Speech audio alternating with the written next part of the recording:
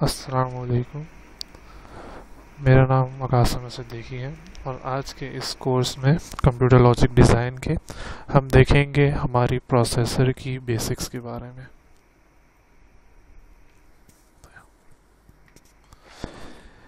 क्या basic concepts वगैरह होते हैं, उससे पहले हमारे पास ये एक डायग्राम गिवन है जो हमारी टोटल सीपीयू के ओवरव्यू के बारे में बता रही है। जैसे हमें पता है इस कंप्यूटर लॉजिक डिज़ाइन के अंदर जो प्रोसेसर का पार्ट है वो प्रोसेसर पार्ट ऑफ सीपीयू है। तो उससे पहले हमने देखना होता है कि सीपीयू कितने कॉम्प्लेक्स हिस्सों के ऊपर वर्किंग कर रहा होता है या कितने कॉम्प्लेक्सिटी से गुजर रहा होता है अपनी वर्किंग को कंप्लीट करने के लिए। इस वर्किंग को कंप्लीट करने में जो बहुत हाथ होता है वो होता है प्रोसेसर का, जो डिफरेंट तरह के फंक्शंस को प्रोसेस कर रहा होता है। यहाँ पे जैसे हम देख सकते हैं कि हमारे पास डिफरेंट तरह के एएलयूज लगे हुए हैं। एडर्स का एएलयू है, दूसरे एएलयूज वगैरह लगे हुए हैं ज़ीरोस का, या एएलयू का अपना रिजल्ट जो है। हम यहाँ पे देख रहे हैं डिफरेंट तरह के हमारे पास मक्स लगे हुए हैं, मल्टीप्लेक्सर लगे हुए हैं, प्रोग्राम काउंटर्स हैं, डिफरेंट तरह की इंस्ट्रक्शंस मेमोरी है, डेटा मेमोरी, रजिस्टर्स की मेमोरी हमारे पास यहाँ पर मौजूद है, जिसके अंदर हम डिफरेंट तरह के इंस्ट्रक्शंस को इनपुट और आउटपुट दे रहे हैं।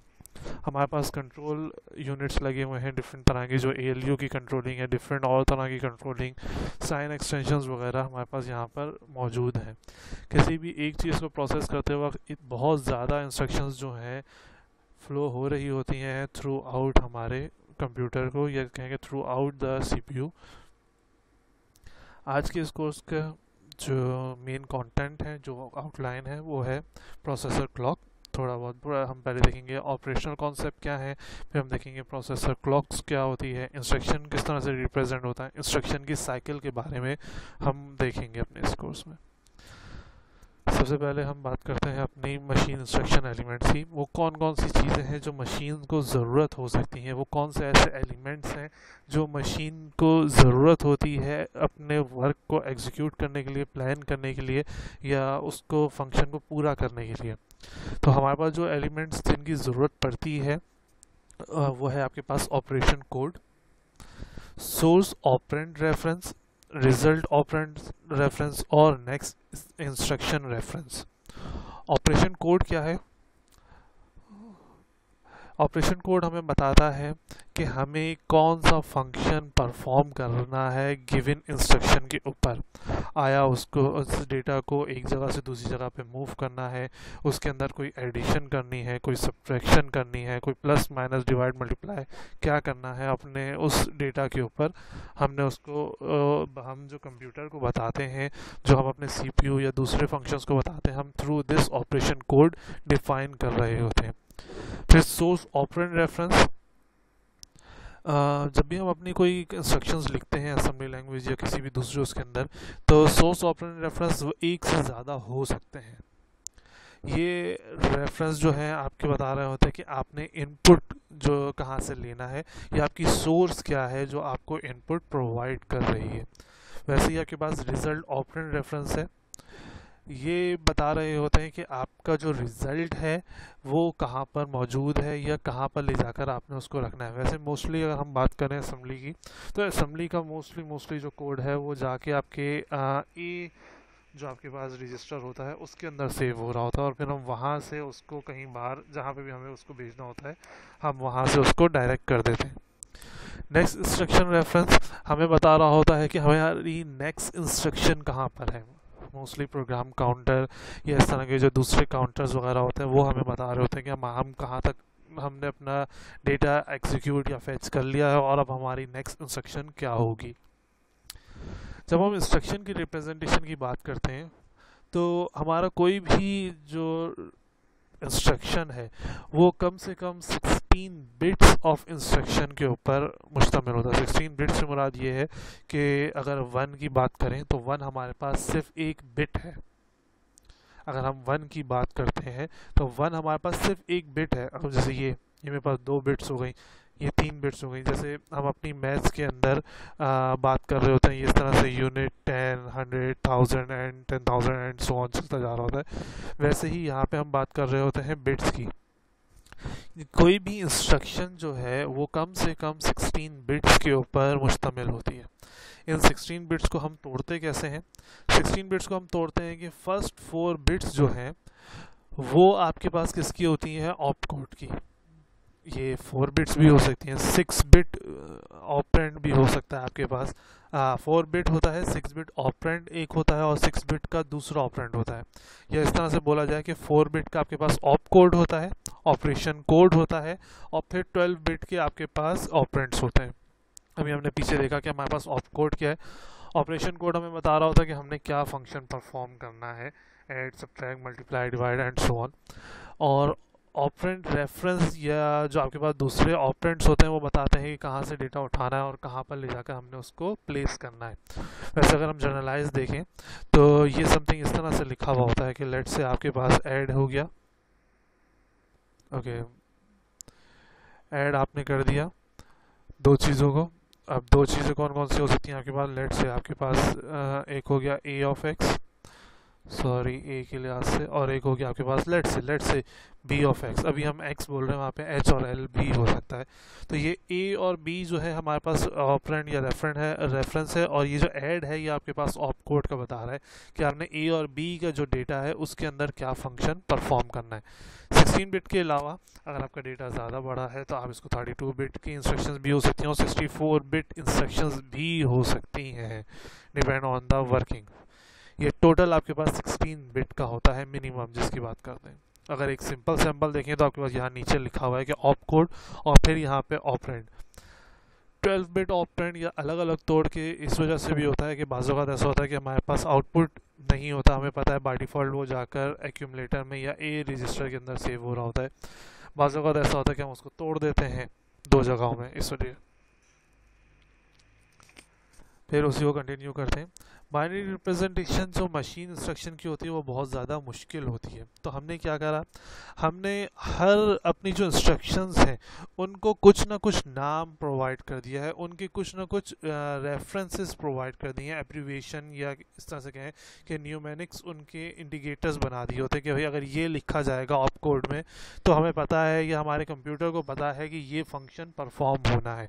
वैसे अगर हम बात करें तो सारा कंप्यूटर जो है वो 1010 के बेस पे चल रहा होता है। अब पीछे से कंप्यूटर को कैसे पता चलेगा कि ए और बी से आती हुई चीज़ को ऐड करना है? लेट से उसके आगे कोई भी एंड गेट लगा हुआ है तो उसको कैसे पता चलेगा कि पीछे से 1 और 0 आ रहा है, या हम कैसे उसको 1 और 0 उस जगह पे प्रोवाइड कर रहे होते हैं? तो हम ए एंड लिख देते हैं, सॉरी हम ए ऐड लिख देते हैं। ऐड क्या बता रहा होता है कि भाई उस जगह पर जाकर आपने किसी भी चीज़ को प्लस करना है, और फिर प्लस करने के लिए हम उसको दो डेटा प्रोवाइड कर रहे होते हैं। वैसे ही उन दोनों डेटा के ऊपर भी हमने इसी तरह से कोडिंग की होती है, या वो भी किसी चीज़ के एब्रीविएशन किसी चीज़ को इंडिकेट कर रहे होते हैं। जैसे यहाँ एग्जाम्पल में हमने जो नीचे लिस्ट लिखी हुई है, जैसे ऐड के लिए ऐड का यूज़ किया हुआ है, सब्ट्रैक्ट के लिए हम सब लिखते हैं, मल्टीप्लाई के लिए हम MYP लिख रहे होते हैं जो कि मल्टीप्लाई को शो कर रहा है, डिवाइड के लिए DIV, लोड के लिए LOAD, और स्टोर के लिए STORE नहीं यूज़ किया जाता। खैर ये तो कुछ सिंपल एग्जांपल हैं, या कहेंगे सिंपल अर्थमेटिक्स या सिंपल मूवमेंट को शो कर रहा है। इसके अलावा भी हमारे पास न्यूमेरिक्स और एब्रीविएशंस मौजूद होती हैं। टाइप्स ऑफ इंस्ट्रक्शन जैसे हमने बात की थी लास्ट उसमें, तो हमारे पास आता है data processing, data storage, data movement, transfer of control. जब डेटा प्रोसेसिंग की बात करते हैं तो हमारे पास अर्थमेटिक और लॉजिकल इंस्ट्रक्शन दोनों मौजूद होती हैं। हमारा डेटा ALU के अंदर जाता है, प्रोसेस होता है और फिर आगे कहीं पे जाकर सेव हो रहा होता है। डेटा स्टोरेज की बात करें तो डेटा स्टोरेज में सिर्फ मेमोरी इंस्ट्रक्शंस का यूज़ किया जाता है कि यहाँ से डेटा उठाओ, यहाँ पे सेव कर दो, या यहाँ पे ले जाके डेटा को सेव कर दो, स्टोर कर दो, यहाँ से डेटा उठा लो या लोड कर लो। डेटा मूवमेंट के अंदर IO इंस्ट्रक्शंस होती हैं। IO इंस्ट्रक्शन से मुराद कि इनपुट कहाँ से लेना है, आउटपुट कहाँ से देना है। ये transfer of control, transfer of control जैसे अगर सी जावा वगैरह के अंदर हम बात करते हैं तो सी जावा के अंदर हमारे पास, या दूसरी लैंग्वेजेस के अंदर हम कहते हैं कि हमने या सिंपल वर्ड्स के अंदर कहते हैं तो ट्रांसफ़र ऑफ कंट्रोल वो होती हैं जो अपनी कंट्रोल को किसी दूसरे पॉइंट्स के अंदर ट्रांसफ़र करते हैं। फॉर एग्जांपल मैं कहता हूँ कि दो कंडीशंस हैं। एक कंडीशन आपके पास बता रही है कि अगर 1 आया तो ये पहली वाली कंडीशन फॉलो हो, अगर 0 आया तो दूसरी कंडीशन फॉलो हो। लेट्स से कि आपके पास एक स्विच लगा हुआ है, अगर हम इसको लॉजिक डिज़ाइन के लिहाज से बात करें तो हमने बात करी कि भाई हमारे पास एक स्विच लगा हुआ है और स्विच ऑन हो सकता है या ऑफ हो सकता है। हमने कहा कि अगर स्विच ऑन हो, लेट्स से हमारी जो कंडीशन है वहाँ पे अलार्म लगा हुआ है, जब भी स्विच ऑफ हो जाए, सही है, जैसे किसी ने कोई तार वार काट दी, जैसे ये सर्किट ऑफ हो जाए तो अलार्म बजने लगे। अगर स्विच ऑन है या स्विच चल रहा है, वो कनेक्शन चल रहा है, वायर नहीं काटी हुई किसी चोर वोर ने आके, तो लेट्स से कि अलार्म ऑफ है। अब ये ट्रांसफ़र ऑफ कंट्रोल है। ट्रांसफ़र ऑफ कंट्रोल से क्या, वो टेस्ट कर रहा होता है वहाँ पे दो इंस्ट्रक्शन के बीच में, स्विच अभी लगा हुआ है या स्विच नहीं लगा हुआ। लेट्स से किसी ने उस स्विच को ब्रीच कर दिया तो क्या होता है, अलार्म बजना शुरू हो गया। तो ये जो पहले ट्रांसफ़र था कि अलार्म ना बजे, उसने अपना कंट्रोल किसी दूसरे को ट्रांसफ़र कर दिया। ऐसे ही जब हम कोडिंग वगैरह लिख रहे होते हैं तो हम क्या करते हैं, ट्रांसफ़र कर देते हैं, हम बहुत सारी इंस्ट्रक्शन को स्किप करके किसी स्पेसिफिक जगह पर वापस चले जाते हैं कि भाई हमने यहाँ से उठकर यहाँ तक जाना है, बीच में कुछ भी फंक्शन है हमें उसको फॉलो नहीं करना। फिर आगे जाके चाहे आप बेशक दोबारा से बीच में इंस्ट्रक्शन देकर आ जाएं। इसके अंदर आपके पास टेस्ट आ रहे होते हैं, आपने डिफरेंट तरह के टेस्ट परफॉर्म कर रहे होते हो कि भाई ये काम हो रहा है या ये नहीं हो रहा, या आपकी कोई चीज़ स्मॉल है या कैपिटल बड़ी आ रही है। जैसे नंबर के लिहाज से हम कहते हैं कि 90 से कम है, 90 से ज़्यादा है, तो जैसे कि लेट्स से कि गर्मी ज़्यादा हो रही है अगर लेट्स से, तो हमने वहाँ पे फ़ैन के साथ लगाया हुआ कि जैसे ही 30 से ज़्यादा टेम्परेचर हो फ़ैन चल जाए, या 30 टेम्परेचर हो फ़ैन चल जाए, उससे कम पे फ़ैन ना चल रहा हो, या एसी वगैरह जो भी। ब्रांच इंस्ट्रक्शंस होती हैं, ब्रांच इंस्ट्रक्शन के अंदर क्या होता है, आपके पास ब्रांचेस बनी हुई होती हैं। एक सेट कंप्लीट करने के बाद या अगर उस ब्रांच को कॉल किया जाता है तो वो ब्रांच क्या करती है, वहाँ से कहीं दूसरी जगह पर शिफ्ट कर जाती है। या ब्रांच के अंदर बाज़ वक़्त ऐसा होता है कि जब तक वो पूरी फंक्शन परफॉर्म नहीं करेगा, वो आगे कहीं पर मूव नहीं कर रहा होता। इन्हीं इंस्ट्रक्शन के अंदर जो प्रोसेसर हमारा प्रोसेस कर रहा होता है, अगर हम बात करें तो कितने तरह के हम एड्रेसेस दे सकते हैं। हम 3 तरह के एड्रेसेस दे सकते हैं, जिसमें एक ऑपरेंड, 2 ऑपरेंड और तीसरा रिजल्ट हो। हम 2 तरह के एड्रेस दे सकते हैं, सोर्स और डेस्टिनेशन। जस्ट हम एक डेस्टिनेशन दे सकते हैं, या तो सोर्स या डेस्टिनेशन, या अगर हमारी मर्जी है तो हम कोई भी एड्रेस ना दें। ये 4 टाइप्स होती हैं हमारे पास। जो लास्ट 0 एड्रेस वाली है, ये मोस्टली यूज़ की जाती है पुश और पॉप के अंदर। ये जब हमें कोई काम स्टैक के अंदर लाइन अप करना हो, लेट्स से हमारे पास कुछ 6 काम है, हमने पहला काम परफॉर्म किया, दूसरा परफॉर्म किया, मुझे तीसरा परफॉर्म नहीं करना है, तो मैं क्या करूँगा, उसको एक स्टैक मेमोरी होती है, ये एग्जाम्पल के तौर पे समझने के लिए मैंने क्या करा, उसको एक स्टैक मेमोरी के अंदर लाइन अप कर दिया कि ये काम बहुत ज़्यादा मुश्किल है, मैं बाद में करूँगा। मैंने चौथा करा, 5वां करा। अब जो छठा काम है वो भी मुश्किल है, मैंने कहा पहले तीसरे वाले को करूँ, तो तीसरे वाले को मैंने वापस बुलाया, तीसरे वाले को वापस पॉप करा। पहले जो हमने भेजा था उसको पुश कहते हैं, जो बाद में हमने वापस उसको बुलाया उसको हमने पॉप करा, उसको परफॉर्म करा, फिर then we do the last का वर्क। इस पुश एंड पॉप के अंदर हमारे पास फिक्स होता है कि हमारा डेटा कहाँ पर जाकर सेव होगा, तो हमें एड्रेस देने की ज़रूरत नहीं होती। हम सिर्फ क्या कहते हैं, हमने ऐसे बता दिया ऑपकोड पुश या पॉप, दैट्स इट। वो खुद ही से जाकर मेमोरी के अंदर या खुद ही से जाकर स्टैक के अंदर सेव कर देता है। जब हमें 1 डेस्टिनेशन देनी होती है तो या तो हम बताते हैं कि भाई यहाँ से डेटा उठा लो, या तो हम बताते हैं कि यहाँ पर डेटा रख दो। मोस्टली जैसे टेस्ट वगैरह की होती है, हम किसी अल्फ़ाबेट को टेस्ट कर रहे हैं, हमने किसी स्विच को टेस्ट कर रहे हैं, तो हमें सिर्फ उसी के ऊपर फोकस करना होता है। लेट्स से कि वो जो करंट आ रहा है किसी भी स्विच में, वो ए से रिप्रेजेंट करना है, तो मैं टेस्ट ए कर दूंगा कि भाई ए को टेस्ट करते रहो, 1 से छोटा है, 1 से बड़ा है, या व्हाटएवर। जब 2 एड्रेस होंगे तो हमें बताना होगा कि भाई सोर्स कौन सी है, डेस्टिनेशन कौन सी। लेट से मुझे मूव करना है डेटा बी से ए सी के अंदर, तो बी मेरे पास सोर्स हो जाएगी जिसके पास डेटा मौजूद है, सी मेरे पास डेस्टिनेशन हो जाएगी जहाँ पर मुझे जाना है। 3 उसके अंदर हम बताते हैं कि 2 कौन सी जगह हैं, और तीसरा रिजल्ट। लेट्स से कि मुझे ऐड करना है बी और सी को, और फिर मुझे वो रिजल्ट ए के अंदर शो करना है, तो हम 3 एड्रेस वाला फंक्शन परफॉर्म करते हैं। इससे ज़्यादा का एड्रेस या 0 से कम एड्रेसेस को यूज़ नहीं किया जाता। जब हम ऑपरेंड की बात करते हैं तो ऑपरेंड के अंदर हमारे पास क्या क्या चीज़ें आ सकती हैं। एड्रेसेस हो सकते हैं, नंबर हो सकते हैं, करैक्टर हो सकते हैं, लॉजिकल डेटा हो सकता है। सही है। एड्रेसेस के अंदर हर जगह का मेमोरी का कुछ ना कुछ एड्रेस मौजूद होता है, हमें वो यहाँ पर डिफाइन करना होता है कि भाई ये एड्रेस है उस मेमोरी का जहाँ पर मुझे जाना है। उस एड्रेस को हम नंबर्स के थ्रू भी डिफाइन कर सकते हैं कि भाई यहाँ पर हम पहुँचना चाहते हैं। लेट्स से अगर इन दो की बात करें, अगर हमें किसी जगह पर पहुँचना है तो हम जनरलाइज क्या करते हैं, हम उस जगह का एड्रेस निकाल लेते हैं, भाई हमें बता दो फलां घर या फलां इलाका या फलां शहर कहाँ पे मौजूद है, या कोई भी फलां जगह हमारे पास कहाँ मौजूद है, गूगल हमें वहाँ तक लेके चला जाता है।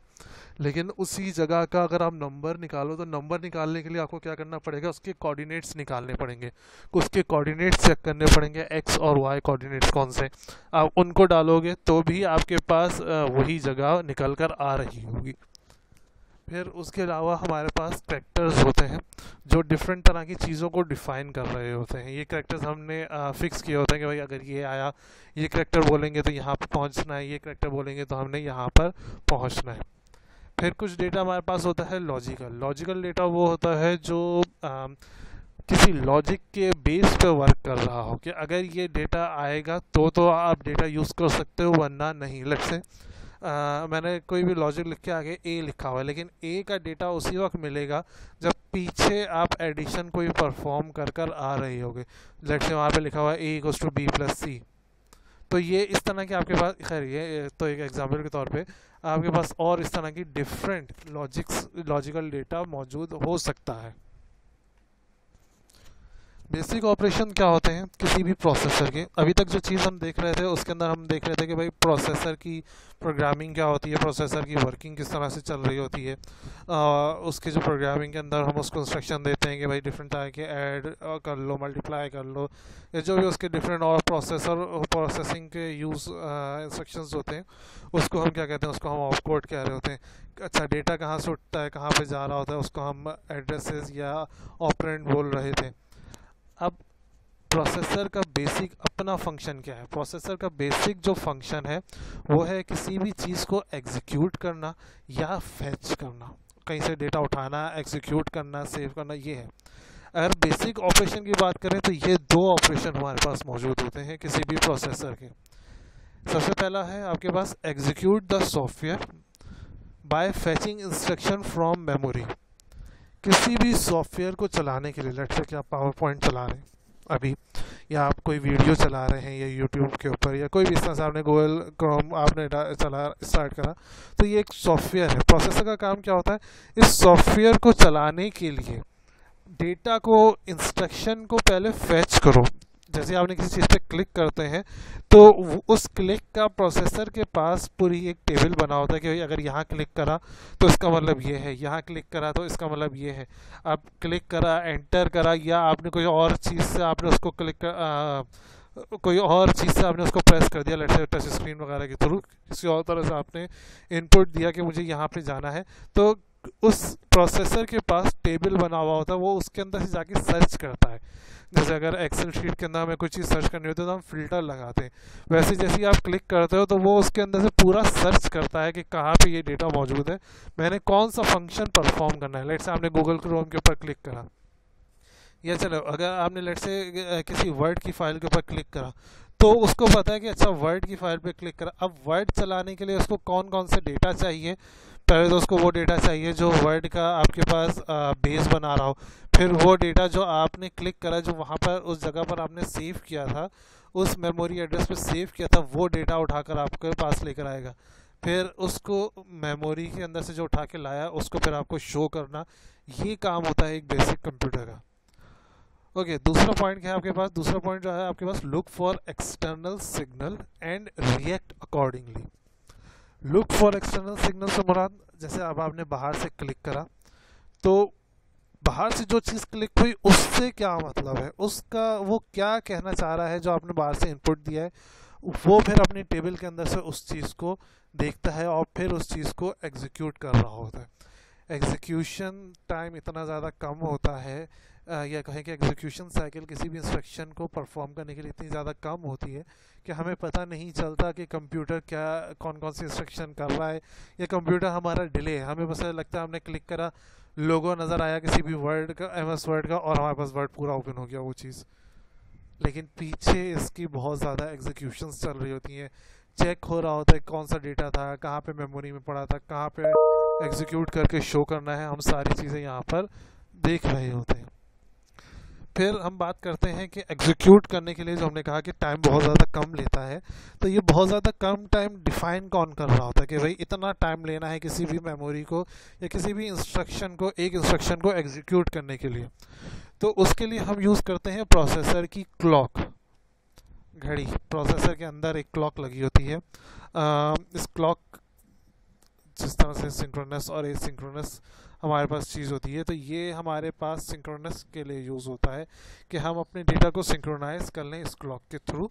इसकी जो टाइमिंग है, जो ऑन और ऑफ हो रहा है, इसके थ्रू हम अपनी इंस्ट्रक्शंस को एग्जीक्यूट करें। यहाँ पे क्या होता है, आपकी पूरी एक क्लॉक साइकिल के तक आपका इंस्ट्रक्शन चलता है। एक साइकिल के अंदर आपके पास क्या क्या आता है, एक साइकिल के अंदर आपके पास आता है ऑन और ऑफ। इस ऑन और ऑफ के अंदर आप इस तरह से भी कह सकते हैं 1 और 0, जैसे हम अपने उसके अंदर पढ़ते आ रहे थे अभी तक, लॉजिक डिज़ाइन के अंदर 1s और 0s। इसके अंदर जो लाइन आपके पास ऊपर जा रही है, इसको आप राइजिंग एज बोलते हो, ये आपके पास राइजिंग एज है, और ये आपके पास फॉलिंग एज है। उसी तरह से ये जो राइजिंग एज के ऊपर वाला हिस्सा है, इसको आप बोलते हो लेवल, पॉजिटिव लेवल। और ये जो आपके पास नीचे लेवल है, ये जो नीचे छोटा सा हिस्सा नज़र आ रहा है, ये आपके पास नेगेटिव लेवल कहला रहा होता है। इसके अंदर जो हाई चीज़ जा रही होती है वो आपके पास 1 कहलाता है। ये पोर्शन यहाँ से यहाँ तक मेरे पास 1 है, और फिर यहाँ से यहाँ तक का पोर्शन मेरे पास 0 है। मैं इस पूरे फंक्शन के दौरान, इस पूरे साइकिल के दौरान वर्क करता हूँ। या तो मैं इस 1 के अंदर काम कर रहा होता हूँ, या मैं इस 0 के अंदर वर्क परफॉर्म कर रहा होता हूँ। इस पूरे साइकिल को बोलते हो 1 क्लॉक पीरियड। इस क्लॉक पीरियड के अंदर आप अपनी कोई भी प्रोसेसिंग एक्टिविटी को परफॉर्म करते हो। राइजिंग एज, फॉलिंग एज भी बोला जाता है इसको, सनराइज सनफॉल भी बोला जाता है, 1 और 0 भी बोला जाता है, पॉजिटिव और नेगेटिव एज भी बोला जाता है। डिफरेंट तरह के इसके नाम है। ठीक है, ऑन और ऑफ भी बोला जाता है इसको। ओके, ये ऑन और ऑफ जो है डिपेंड कर रहा होता है सर्किट की डिज़ाइनिंग और प्रोग्रामिंग पे। बास इस तरह के सर्किट होते हैं जो ऑन के ऊपर काम करते हैं, वंस के ऊपर काम कर रहे होते हैं, राइजिंग एज पे काम कर रहे होते हैं। बास सर्किट इस तरह के होते हैं जो हमारे पास लो के ऊपर, फॉलिंग एज के ऊपर, जीरोस के ऊपर अपना वर्क परफॉर्म कर रहे होते हैं। फिर हमारे पास आता है प्रोग्राम काउंटर, या जिसको हम बोलते हैं और एक ये जो लिखा हुआ है also known as binary counter. ये हमें बताता है कि हम, हमारी जो प्रोग्राम है, हमने कितना प्रोग्राम एग्जीक्यूट कर लिया है, नेक्स्ट प्रोग्राम क्या है हमारे पास, या नेक्स्ट इंस्ट्रक्शन कहाँ पर मौजूद है। हम अगर हमने कोई प्रोग्राम बीच में छोड़ दिया तो हमने कहाँ तक एग्जीक्यूट कर लिया था, नेक्स्ट इंस्ट्रक्शन कौन सी होगी, हमें ये प्रोग्राम काउंटर बता रहा होता है।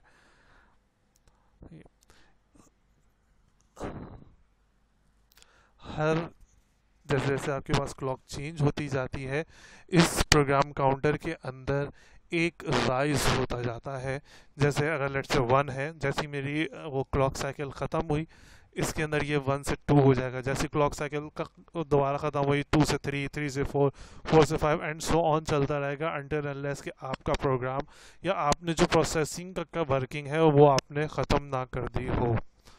जैसे ही आप इसकी प्रोसेसिंग ख़त्म करते हैं, आपका प्रोग्राम काउंटर वहाँ पर ख़त्म हो जाता है। प्रोग्राम काउंटर क्या करता है, काउंट कर रहा होता है कि आपने कितनी इंस्ट्रक्शन कर ली है और आपके पास और कितनी इंस्ट्रक्शन बाकी है। फिर बेसिक इंस्ट्रक्शन साइकिल कौन कौन से हमारे पास प्रोसेसर के, 2 ही तरह के बेसिक इंस्ट्रक्शन है, या कहें कि 3 तरह के वर्किंग परफॉर्म कर रहा होता है। या तो वो फेच करता है कंप्यूटर प्रोसेसर जो हमारा, या तो वो इंस्ट्रक्शन को डिकोड करता है, या वो एग्जीक्यूट करता है। वैसे जो हमारे पास एक सिंपल इंस्ट्रक्शन जो है वो क्या है, फेच करो, डिकोड करो और एग्जीक्यूट करो। सबसे पहले अगर फैच की बात करते हैं तो फैच के अंदर 3 पॉइंट हैं। 3 पॉइंट के अंदर सबसे पहले फैच की जाती है मेमोरी से इंस्ट्रक्शन को, उस इंस्ट्रक्शन को डिकोड किया जाता है। डिकोड से मुराद उस चीज़ को चेक किया जाता है, डिकोड से मुराद वापस से कोड तोड़ा जाता है, चेक किया जाता है कि उस कोड के अंदर लिखा क्या था, उस जगह पे जो डेटा मौजूद था उसके अंदर लिखा हुआ क्या है, वो किस चीज़ को इंडिकेट कर रहा है, ऐड करना है, सब्ट्रैक्ट करना है, या वो जो डेटा वहाँ पर आया है वो एड्रेस है या एड्रेस नहीं कोई दूसरी मेमोरी का एड्रेस है या डेटा है कुछ, क्या चीज़ है। फिर उसके बाद अगर आपको और फैच करना है तो आप और फैच कर सकते हो मेमोरी में अगर नेसेसरी है तो यहाँ पे आपके पास फैच और डिकोड दोनों वर्क हो गए। फिर आपके पास आता है एग्जीक्यूट। एग्जीक्यूट के अंदर आपके पास दो पॉइंट हैं। आपने क्या करना है, जो भी डिकोड हुआ डेटा आया है आपने उस डिकोड हुए डेटा को अकॉर्डिंग टू द नीड, जो भी वो बोल रहा है, आपने एग्जीक्यूशन परफॉर्म करनी है। फिर आपने अपने रिजल्ट को कहीं पे शो करना है। अब इससे पहले आपके पास दो चीज़ें लगी होती हैं, एक होता है स्टार्ट और एक होता है हॉल्ट। स्टार्ट करा आपने कोई भी प्रोग्राम, आपने अपना कंप्यूटर या प्रोसेसिंग का वर्क स्टार्ट करा तो वो इसी लूप के अंदर फंस जाता है, वो इस लूप के अंदर आकर रुक जाता है। फैच करो इंस्ट्रक्शन एग्जीक्यूट करो, फैच करो इंस्ट्रक्शन एग्जीक्यूट करो, फैच करो इंस्ट्रक्शन एग्जीक्यूट करो, फैच करो एग्जीक्यूट करो, फैच करो एग्जीक्यूट करो, अनटिल अनलेस कि आप वो फंक्शन या वो काम ख़त्म नहीं कर देते। आपने जैसे ही काम ख़त्म करा आपका प्रोसेसर कहाँ चला जाता है, हॉल्ट पे। हॉल्ट का मतलब ये है कि प्रोग्राम एंड हो गया, प्रोग्राम रुक गया है।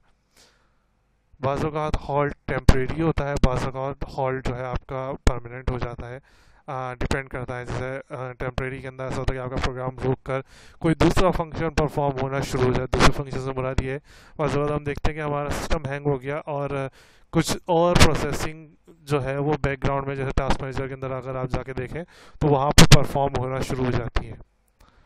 उसी को थोड़ा सा और कंटिन्यू करते हैं, जो भी लास्ट स्लाइड थी। इसके अंदर आपके पास इंटरनल सीपीयू रजिस्टर्स भी यूज़ होते हैं। जो डिफरेंट इंटरनल सीपीयू रजिस्टर है उसके अंदर प्रोग्राम काउंटर है, इंस्ट्रक्शन रजिस्टर है और एक्यूमुलेटर है। प्रोग्राम काउंटर अभी हम देख कर आए हैं, जो हमें बता रहा होता है कि कौन सा नंबर चल रहा है या कौन सा नंबर नेक्स्ट है हमारे पास। इंस्ट्रक्शन रजिस्टर क्या करता है, ये हमें बता रहा होता है कि कौन सी इंस्ट्रक्शन एग्जीक्यूट करनी है, कौन सी जो इंस्ट्रक्शन है हमें एग्जीक्यूट करनी है। प्रोग्राम काउंटर बताता है कौन सी चल रही है, कहाँ पे हम खड़े हुए। इंस्ट्रक्शन रजिस्टर बता रहा होता है कि कौन सी एग्जीक्यूट करनी है या हो रही है। एक्यूमुलेटर क्या होता है, ये टेम्परेरी स्टोरेज है। जितना भी डेटा आफ्टर प्रोसेस आता है हम कोशिश करते हैं उसको यहाँ पे रखें और यहाँ से फिर हम आउटपुट के ऊपर हम उसको ट्रांसफर कर दें। ये एक टॉप लेवल व्यू है जो हमारे कंप्यूटर का था, जो हमने देखा था, जिसके अंदर आपके पास सीपीयू, मेन मेमोरी और आईओ आ रही थी। और फिर इन सबको मिक्स करने के लिए, आपस में जोड़ने के लिए आपके पास सिस्टम बस या इंटरकनेक्शंस गिवन थे। ये सिस्टम बस के अंदर आपके पास तीनों तरह की बस आ रही होती हैं, data bus, address bus, control bus. हम फंक्शन क्या कर रहे होते हैं, अपने डेटा को सीपीयू से, आईओ मॉड्यूल से लेकर मेमोरी के अंदर और फिर वापस सीपीयू के अंदर, इसके अंदर हम अपने डेटा को फ्लो कर रहे होते हैं एक जगह से दूसरी जगह पे। ओके, इसके अंदर और जो कुछ पॉइंट्स आपके पास लिखे हुए हैं, जैसे PCIR हम देख चुके हैं। उसके अलावा हमारे पास होता है memory address register, memory buffer register, ये यहाँ नीचे भी लिखा हुआ है। मेमोरी एड्रेस रजिस्टर क्या कर रहा होता है, वो मेमोरी जिसको आप एड्रेस कर रहे हो वो यहाँ पर आ रही होती है, उसका नंबर यहाँ पे आ रहा होता है। मेमोरी बफर रजिस्टर जो नेक्स्ट आने वाली है, जो आपने स्टैक में लाइनअप करी हुई है, वो यहाँ पर आ रहा होता है। वैसे ही आईओ इनपुट आउटपुट का एड्रेस कौन सा है और उसी का बफर सॉर्ट ऑफ आपके पास स्टैक है जो यहाँ आईओ के अंदर और दूसरे आपके पास मेमोरी के अंदर पड़ा हुआ होता है। अब दो तरह की चीज़ें होती हैं, या तो वो चीज़ इंस्ट्रक्शन होगी या वो दूसरा डेटा मौजूद होगा आपकी मेन मेमोरी के अंदर। यहाँ पे हमने इंस्ट्रक्शंस को थोड़ा सा हिस्सा दिया हुआ होता है, थोड़ा सा हिस्सा हमने अपने डेटा को दिया हुआ होता है। यहाँ से जो भी चीज़ जा रही होती है, अगर इंस्ट्रक्शन है तो इंस्ट्रक्शन वाले एरिया में, एड्रेस या डेटा है तो डेटा वाले उसके अंदर। सिस्टम बस के अंदर जो 3 बसेस हैं वो डिफाइन कर रहा होता है कि आपको कहाँ जाना है। एड्रेस बस बताता है कि डेटा का एड्रेस है या इंस्ट्रक्शन का एड्रेस है। फिर कंट्रोल बस कंट्रोल कर रहा होता है, डेटा बस वहाँ से डेटा लेकर आना या वहाँ पर डेटा लेकर जाना कर रहा होता है। डिटेल स्टेप्स के अंदर अगर आप देखें इन्हीं चीज़ को, तो क्या होता है, address in program counter register आता है, पहले फेच करता है वहाँ से, फिर हम क्या कहते हैं इंस्ट्रक्शन मेमोरी से जाकर इंक्रीमेंट करते हैं प्रोग्राम काउंटर में। इंस्ट्रक्शन जो भी लोड हुई होती है IR के अंदर उसको एग्जीक्यूट करते हैं, डिकोड करते हैं जो इंस्ट्रक्शन हमने वहाँ पे लोड की होती है IR के अंदर। फिर जो भी डिकोड किया हुआ है उसको फेच करते हैं, जाकर उस इंस्ट्रक्शन को एग्जीक्यूट करते हैं और वापस जाकर या तो स्टोर कर देते हैं या आउटपुट के अंदर शो करके फिर स्टोर कर देते हैं। ये एक सिंपल यही सारी एग्जीक्यूशन और फेच की हमने example with respect two numbers और सीपीयूज और अदर थिंग्स हमने यहाँ पे शो की हुई है। लेट्स से आपके पास ये पीसी एसी और आईआर गिवन है, ये मेमोरीज हैं आपके पास और ये कुछ डेटा वगैरह गिवन है। सबसे पहले स्टेप 1, प्रोग्राम काउंटर बोलता है 300 पे चले जाओ। 300 पे गए हम मेमोरी के अंदर, वहाँ पे जो भी डेटा पड़ा हुआ था या जो भी चीज़ पड़ी थी उसको हम लेकर कहाँ गए, इंस्ट्रक्शन रजिस्टर के ऊपर। ये इंस्ट्रक्शन रजिस्टर बताता है कि क्या काम करना है।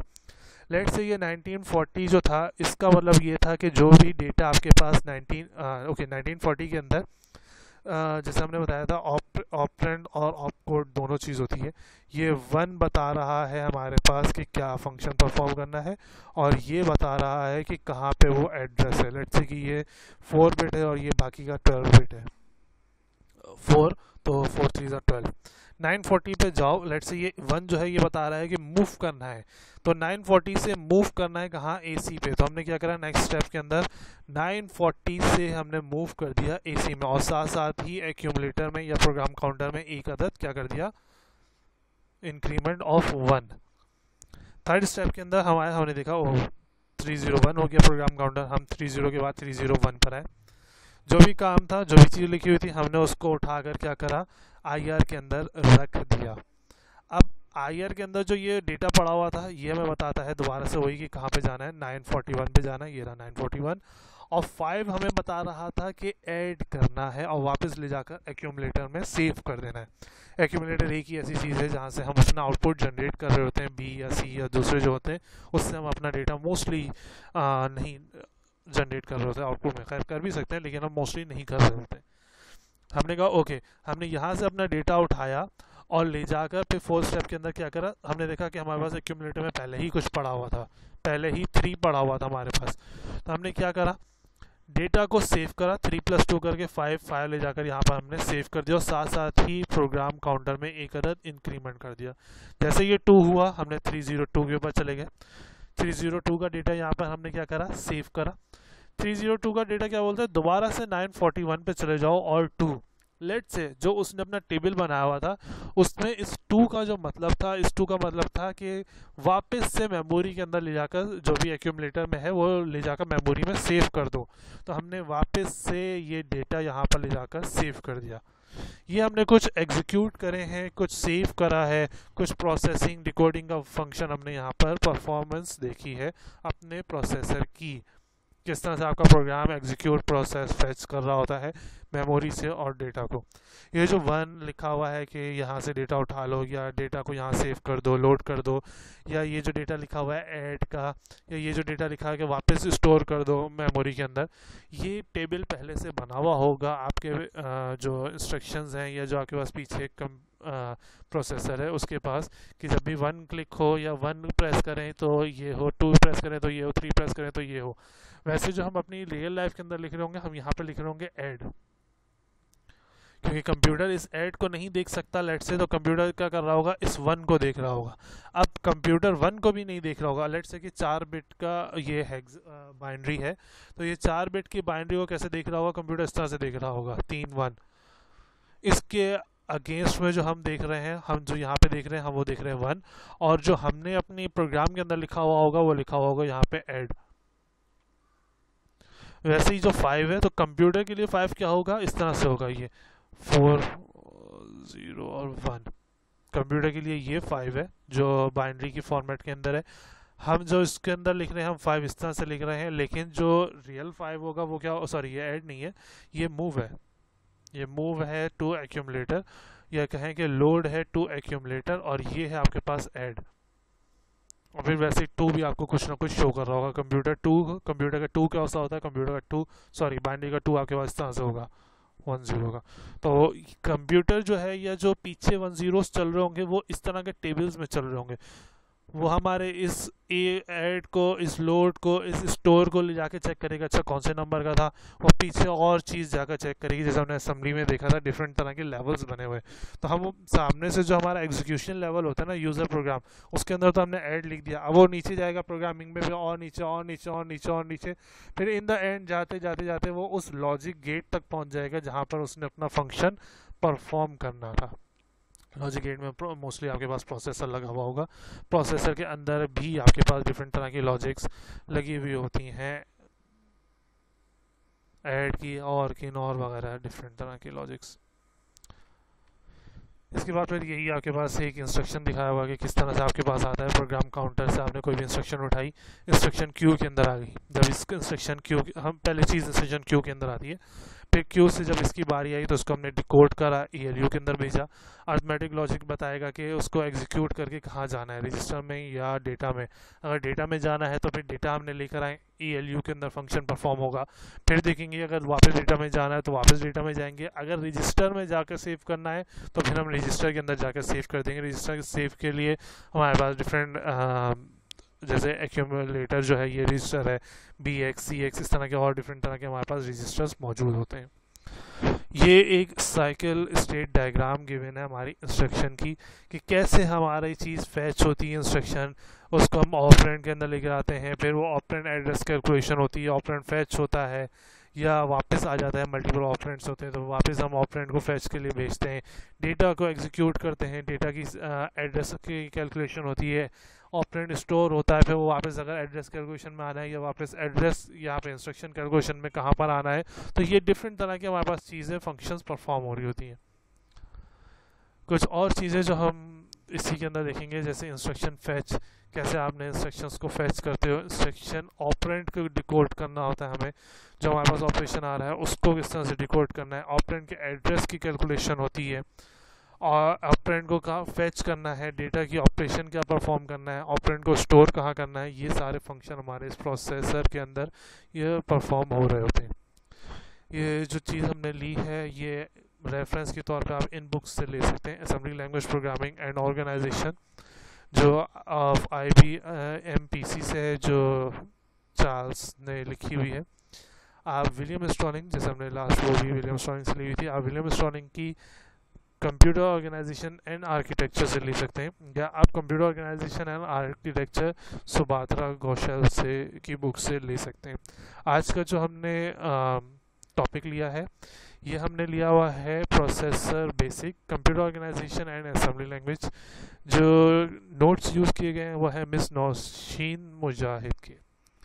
आज के इस लेक्चर के अंदर यहीं तक था। थैंक यू, अल्लाह हाफिज़।